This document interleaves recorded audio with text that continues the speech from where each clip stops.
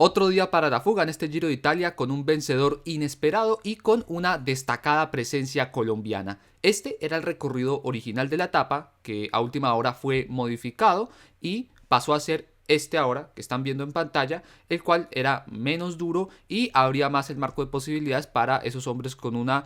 buena punta de explosividad. Y así entonces se sabía que estaba muy marcada también esa batalla por la fuga, ya que también desde ahí podía llegar al triunfo. Y justamente fue, si se quiere, la parte más entretenida de la etapa, esos primeros 70 kilómetros que se corrieron a tope, con constantes ataques, gente que se quería meter en esa escapada, pero que siempre veían neutralizados sus intentos, especialmente por el Bora y el Intermarché, que querían tener gente por delante, pero pues en su momento no eran capaces y por lo tanto siempre los traían de vuelta. Insistía mucho Mathieu Van Der Poel, los corredores del Jumbo, de vez en cuando también el Trek, y eso pues hizo que costara mucho al final que se formara ese grupo, que pues al final logró consolidarse ya después de varios ataques y de manera numerosa y con presencia de corredores muy fuertes. En pantalla tienen ahí algunos de los que conformaban la fuga, pero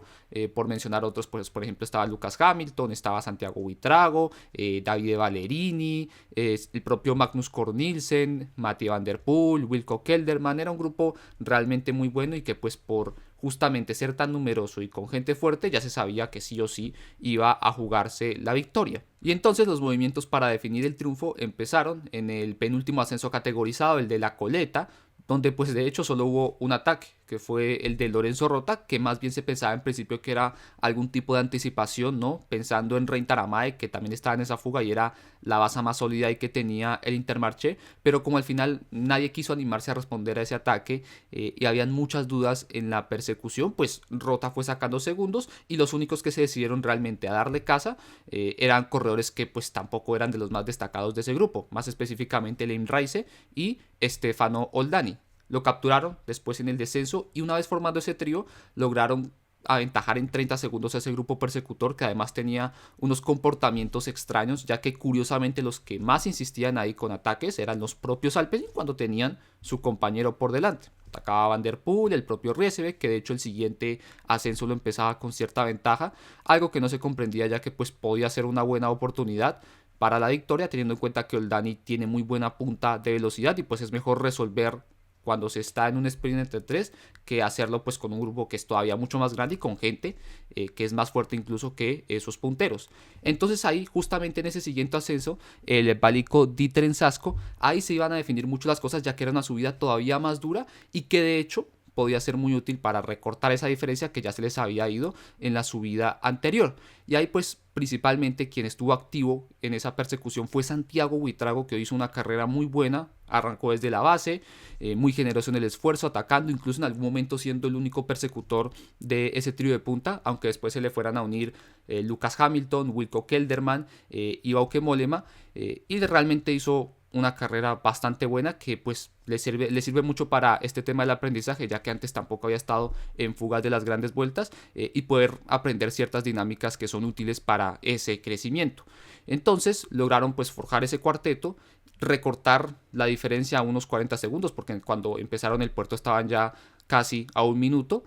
y entonces ahí como ya después encarábamos un terreno de descenso y un falso llano hasta la meta, pues ahí era importante que los cuatro estuvieran organizados para que todavía tuvieran posibilidades de atrapar al trío. Y aunque así fue, porque en ningún momento se atacaron, dieron relevos pues por igual en cuanto a tiempo y fuerza, simplemente no lograron recortar esa diferencia y por lo tanto se les fue también incluso más tiempo porque no tenían la fuerza. Al final iban muy sólidos los tres de adelante, también se ayudaban muy bien, pero pues claramente podían marcar más la diferencia en ese terreno que era para rodadores frente a gente que pues no tiene esa misma habilidad. Y ahí ya, desde ese momento, al ver que estaba muy estable esa diferencia de 40 segundos y que luego empezó a crecer, ya se sabía que el triunfo lo iban a tener esos tres de delante, que no eran, por supuesto, los grandes favoritos desde esa escapada. Y ya entonces para ese sprint final, quien intentó anticiparse porque era el que menor punta de velocidad tenía, además porque es más escalador, el caso de Lim Rice, realizó dos ataques. Primero, cuando llegaron a la pancarta de último kilómetro, ahí obligó a que Oldani cerrara ese hueco, lo cerró muy bien el italiano, y después más o menos cuando quedan unos 300 metros se deja unos metros para después intentar arrancar desde atrás para sorprender, pero ahí nuevamente respondió muy sólido el italiano, que incluso fue muy astuto, lo usó ahí si se quiere como un tipo de lanzador, y una vez vio que se le acabó la fuerza ya él arrancó con todo. Lorenzo Rota pues intentó hacerle oposición, pero al final tenía más piernas y mejor punta de velocidad el corredor del Alpecin, que acabó sellando el segundo triunfo para su equipo en esta carrera y redondeando una muy buena jornada, porque pese a que en algún momento las tácticas fueron discutibles con Van der Poel y con Riesebeck, al final pues concretan el objetivo que tenían hoy marcado, que era ganar la etapa. Juan Pedro López se mantiene un día más al frente de la general, aunque ve cómo se le acercó Kelderman, que pues como el pelotón llegó tan distante hoy de la fuga, eso le permitió pues recortar mucho el tiempo que había perdido en el blockhouse a causa de una avería mecánica, y si se quiere ahí volver a meterse de a poquito en la pelea, porque pues pierna seguramente sí tiene, porque ese no fue el factor que lo privó de luchar por la general el otro día. Y mañana lo que tenemos es una etapa que puede tener básicamente dos escenarios. Uno en el que se suba pues el puerto de tercera categoría de manera intensa para eliminar a los velocistas y que así se tenga pues corredores menos rápidos para definir en un embalaje masivo, o lo segundo, que se suba tranquilo y al final tengamos un sprint tradicional. Veo más probable el primero, porque el puerto siempre es duro en cuanto a lo que puede resistir un velocista, y hay seguro muchos equipos que están interesados en eliminar toda esa competencia para tener más opciones de ganar la etapa.